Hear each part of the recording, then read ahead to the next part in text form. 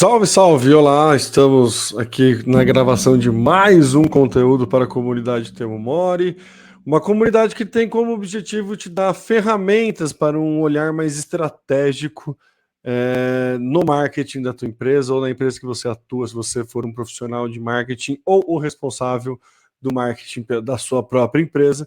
A ideia é te trazer mais insumos, te trazer mais ferramental mesmo para olhar esse marketing de uma forma estratégica, e é por isso que a gente faz estudos de artigo, livros e reportes aqui. Hoje eu vou dar continuidade ao conteúdo do artigo Miopia em Marketing, do Theodore Levy, de 1960.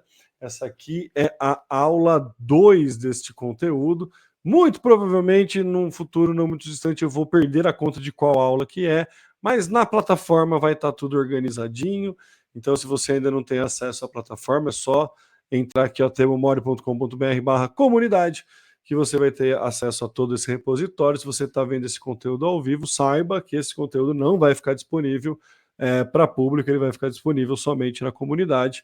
Então, corre lá e garante o seu acesso, que hoje na comunidade está custando R$ 1,99, hoje dia 5 de junho. Então, no vídeo anterior, a gente falou a respeito do posicionamento errado das companhias de ferro, que elas deviam pensar que estão no segmento de transporte, não de ferrovia e não de estradas de ferro, assim como Hollywood devia ter se colocado num posicionamento de entretenimento e não como indústria cinematográfica, e aí que isso acarretou na entrada de outros players no mercado que comeram ali um pouco, aumentou a concorrência, né, um pouco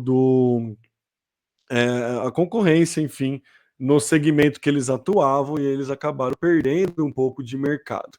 Então, dando continuidade, eu vou trazer a tela aqui. Cadê? Aí, aqui foi a parte que a gente terminou, né? Falando que Hollywood desdenhou da TV. E aí eu vou seguir para esse outro parte aqui para fazer uma leitura guiada com vocês. Deixa eu aumentar aqui. Opa, acho que dá para ler tranquilo, né? Por hora, talvez seja, ele fala que há outros exemplos e tudo mais, mas que ele vai falar mais adiante, e que daí, por hora, talvez seja interessante mostrar o que uma administração com um espírito totalmente voltado para o cliente, pode fazer para manter em desenvolvimento um setor de rápida expansão, mesmo depois de esgotadas todas as oportunidades óbvias. Então, de novo, aqui ele está falando da importância da gente ter foco no cliente e não no nosso produto. Porque quando a gente tem um foco no nosso produto, a gente fica limitado na criação de novas soluções, porque a gente está limitado naquela oferta que aquele produto pode fazer. Então, quando termina todas as oportunidades óbvias, meio que a gente fica ali sem saber para onde vai, porque a gente está com foco no produto. Então, quando a gente transfere o nosso foco e fica com foco no cliente, no nosso segmento de mercado, né, a gente consegue ter novas oportunidades, mesmo depois das oportunidades mais óbvias se esgotarem. Então, de novo, é uma questão de posicionamento que ele traz aqui, é uma questão de entender o mercado que você atua, é uma questão de entender para quem você vende, quem são as pessoas que adquirem o seu produto ou o seu serviço, para poder se posicionar nesse mercado e aproveitar as oportunidades não tão óbvias quando elas aparecerem. É muito importante isso. Eu vou frisar, assim, acho que quase o artigo inteiro, a importância disso. E é um chavão, é um clichê, eu já falei isso aqui, é o foco no cliente. É o mais chavão, mas aqui ele vai provar por A mais B nesse paper aqui, nesse artigo, que o quão é importante, o quão é vital você ter esse foco no cliente. Vamos voltar para lá. Aí ele acaba falando de outras, né, empresas e tudo mais, e aí ele vem para essa parte aqui, que é um erro na análise, que eu acho bem legal, e aí eu vou trazer aqui para a gente discutir. Ele fala do alumínio, vidros não são por natureza tão versáteis que as suas respectivas indústrias têm forçosamente de ter mais oportunidades de expansão, do que as estradas de ferro e cinema, este ponto de vista leva ao erro que ele tem falado. Ele define uma indústria ou um produto ou uma soma de conhecimento de forma tão tacanha que acaba determinando o seu envelhecimento prematuro. Porque aqui ele dá alguns exemplos de como o alumínio foi, né, se posicionou corretamente, o vidro, algumas empresas. E aí ele fala, pô, mas o alumínio é muito mais versátil do que a estrada de ferro. Você pode pensar que o alumínio, o vidro, ele é muito mais versátil do que uma estrada de ferro, é por isso que ele tem mais possibilidades. E ele fala que é exatamente isso que leva ao erro, que traz uma mentalidade muito tacanha. Porque você pensar que o produto ele tem mais possibilidades, você fica limitado àquele produto. A estrada de ferro, pensar que ela é uma companhia de estrada de ferro, ela fica limitada a ações e oportunidades que uma estrada de ferro vai ter. Quando a gente fala no alumínio, ele pensa que o alumínio migrou, né, o vidro foi tal coisa, o alumínio foi se moldando ao mercado. Não é por conta da elasticidade ou da versatilidade do produto, é por conta da visão da empresa em entender uma necessidade de mercado e estar olhando para o mercado e, por um acaso, o produto que é core que eles trabalhavam ali serve para atender aquele mercado. Se por um acaso as empresas de alumínio, de vidro tivessem identificado uma oportunidade que não fosse sanada com ferro e vidro, e perceber que esse produto não teria mais futuro, eles iam mudar a forma de trabalhar. Ia criar um outro produto, ia deixar de usar alumínio, começar a usar plástico, sei lá, estou dando exemplo, mas eles iam ter mapeado que a necessidade do mercado estava ali escancarada para eles, e aí sim eles aproveitaram da versatilidade do produto para sanar essa necessidade de mercado. E não o contrário, não, eles viram a versatilidade, então vamos, ó, já que desse produto eu consigo fazer várias coisas, vou tentar ampliar mais mercado. A visão nunca pode ser focada no produto que você está desenvolvendo, no produto que você está vendendo. A visão tem que estar sempre focada no mercado que você está atuando e para quem você está vendendo e essas necessidades. Então, é esse o principal ponto, é por isso que ele fala aqui no artigo, que é essa mentalidade tacanha que acaba determinando o envelhecimento prematuro. E aí, ai meu Deus, olha lá, Fineleca, mudei de página, não é essa página, vamos voltar, estou aqui.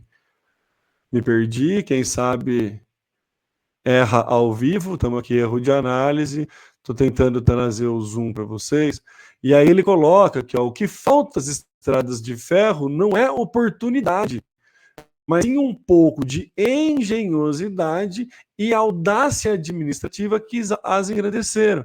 Ela estava focando justamente no segmento de estrada de ferro. Se ela está olhando no segmento de transporte, de novo, ele fala lá no começo, a necessidade de transporte não diminuiu, a necessidade de transporte aumentou. E como que a estrada de ferro não identificou que essa necessidade iria aumentar? Porque ela ficou olhando, ela se posicionou como uma indústria do segmento de estrada de ferro, e aí os avanços tecnológicos, as inovações se limitavam à estrada de ferro e não ao mercado que ela estava precisando. Então, por isso que ele pontua aqui que a falta das estradas de ferro não é oportunidade. Oportunidade sempre existiu. A necessidade de transporte ela aumentou. Então não é falta de oportunidade, não se esgotaram as oportunidades. O que faltou é um pouco de engenhosidade e audácia administrativa, que foi o que efetivamente tornou a indústria da estrada de ferro gigante do jeito que ela é. E aí ele fala alguma coisa e aí ele muda de novo Opa, voltei aqui, né? Vocês estão vendo eu grifando aqui. E ele começa um outro tópico, um outro assunto, falando sobre a ameaça da obsolescência. Em todos os casos, A força de que o setor estava dotado, a maior força que o setor estava dotado, residia na superioridade inigualável do produto. Superioridade inigualável do produto. Ou seja, onde está o foco? Né? A indústria está se expandindo, está crescendo graças à sua superioridade inigualável do produto. Então, de novo, foco no produto e não foco no cliente. E aí, quando a gente vem aqui, ó, ele fala: parecia nada haver o que o substituísse efetivamente. Ele mesmo era um substituto bem superior do que o produto cujo lugar no mercado havia vitoriosamente ocupado. Então, essa parte é maravilhosa, porque é uma miopia junto com o ego ali, muito interessante, porque é isso, não, o meu produto é superior, ele é insubstituível, ninguém vai substituir, porque eu tenho uma tecnologia extremamente diversificada, sou extremamente disruptivo, só que ele se esqueceu de que ele substituiu alguém, né? Alguém que muito provavelmente antes dele também pensava da mesma forma. Então, se você continuar pensando que o seu produto é o seu mega diferencial, você continuar pensando que ninguém vai conseguir fazer um produto tão bom quanto o seu, é um caminho que te leva a uma obsolescência ameaçada. Porque você pode até sim ficar aprimorando, investir muito em melhorar o seu produto. Mas qual que é o problema disso? Um erro de visão. Você não está olhando no mercado, você está apaixonado e olhando só para o seu produto. Então, de novo, posicionamento e conseguir enxergar da melhor forma aonde você está alocado.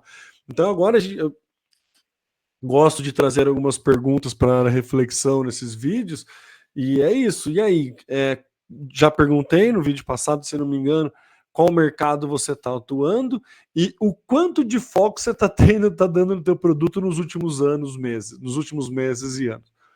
Quanto de esforço você dá para melhorar o seu produto e quanto de esforço você dá para enxergar o seu mercado. São coisas bem distintas, são coisas necessárias, mas o peso de investimento, de esforço em cada uma dessas demandas condiz muito com aonde está direcionada a tua visão. Se você investe 100% do seu tempo ou do seu esforço tentando melhorar o seu produto e não está enxergando o mercado, significa que, segundo o artigo aqui, segundo experiências, né, que a gente consegue identificar, você está com uma miopia de marketing, uma miopia no marketing, porque você tem que enxergar o mercado.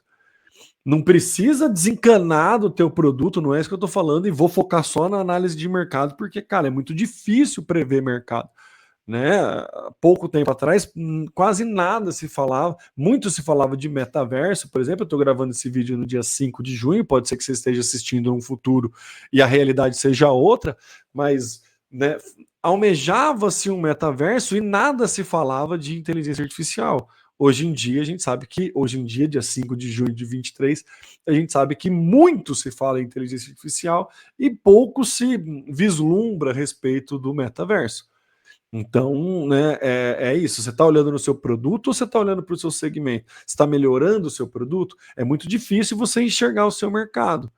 Mas se você não tiver tendo esforço nenhum em enxergar o seu mercado, vai vir outro player, vai vir uma mudança, pode vir uma mudança que vai te tornar obsoleto. Então é muito importante a gente ter essas análises, é muito importante a gente trabalhar esse foco de que a gente pode ser sim substituído. Aí ele dá dois exemplos, né, da lavagem a seco e depois da energia elétrica. Deixa eu ver quanto tempo está de vídeo. Eu vou seguir nesse vídeo aqui porque vai ser muito legal. A lavagem a seco foi um setor de rápida expansão numa época em que se usava muita roupa de lã. Né? A possibilidade de lavá-la com segurança e facilidade foi um verdadeiro estouro. 30 anos desse estouro da lavagem a seco se encontra em dificuldade. De onde veio? Da concorrência de um método de lavagem melhor? Não.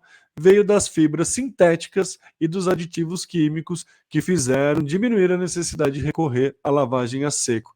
Então, assim, de novo, né, a lavagem a seco ela era uma solução num momento e você, né, focando muito num produto que eram os casacos de lã, E aí, focando nesse produto, começou a estourar, expandiu, ótima solução, né?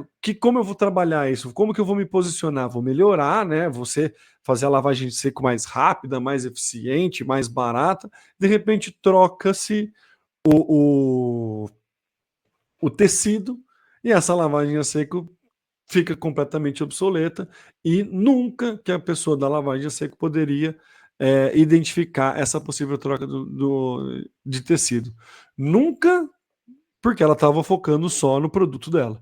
Se ela ficasse entendendo ali do mercado, do tecido, ela atua no mercado de tecido, de lavagem de tecido, e identificasse que aquele mercado iria mudar, muito provavelmente ela poderia, vou usar um termo novo, pivotar o seu modelo de negócio e não mais investir na lavagem a seco de produtos de lã, mas enfim, colocar uma nanotecnologia em produto, em fibras sintéticas, sei lá o que caminho que pode seguir, não sou especialista nisso.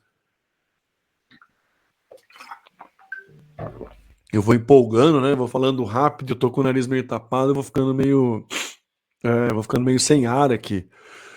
Preciso dar uma respirada, mas é que o assunto é muito legal, cara. Eu fico vendo esse artigo que é de 1960 e essa visão. Ó, agora pega essa pedrada, porque o artigo de 1960 vai falar sobre é, outra possibilidade de obsolescência, né?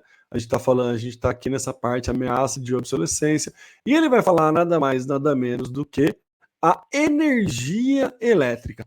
Outro produto supostamente sem sucedâneo se coloca num pedestal de irresistível expansão.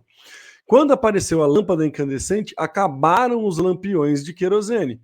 Depois, a roda d'água e a máquina a vapor foram reduzidas a trapos pela flexibilidade, eficiência, simplicidade e a própria facilidade de se construírem motores elétricos.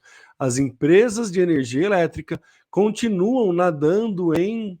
Vamos lá para a segunda página. Ah, eu estou fazendo isso errado. Aqui, cadê? Aqui. Cadê? Continuam nadando em prosperidade enquanto. Essa parte aqui eu acho muito louco para quem fala, quem estava em 1960. Enquanto os lares se transformam em verdadeiros museus de engenhocas movidas em eletricidade. De novo, tá? Esse artigo aqui é de 1960. Quantas engenhocas movidas a eletricidade tem no teu museu aí de casa? Vamos lá. Como se pode errar investindo nessas empresas? Ele falando, cerca de 20 companhias de natureza diversa estão bem adiantadas na construção de uma potente pilha química que poderia ficar num armário escondido em casa, emitindo silenciosamente energia elétrica. A soma igualmente no horizonte é a energia solar. 1960, energia solar, campo que da mesma forma vem sendo desbravado por empresas diversas, aquelas que atualmente fornecem energia elétrica. Ou seja, o provedor de energia elétrica está tão focado, está tão tranquilo de que não vai ter problema, mas ele não está analisando que efetivamente pode vir, por exemplo, empresas de energia elétrica ou fotovoltaicas, ou empresas que vão criar pilhas super eficientes que você pode guardar no armário. Em 1960, o cara estava fazendo esse tipo de estudo. Olha que absurdo. E a gente fala, não, é muito difícil ver mercado. Cara, é só a gente estudar. Não é fácil, eu concordo que não é fácil, mas tem como a gente direcionar e pautar a nossa tomada de decisão em coisas que ainda possam acontecer, principalmente se a gente entende dos erros do passado. Então é isso. Não é a operadora de energia, não é a indústria de energia elétrica que está criando essas soluções. Existem outras empresas criando essas soluções e ameaçando esse segmento, ameaçando esse setor que, em determinado momento, nadou de braçado o tempo inteiro, porque, cara, energia elétrica, bicho, não tem como dar errado. E aí ele vem com mais uma pedrada, deixa eu voltar lá para o artigo.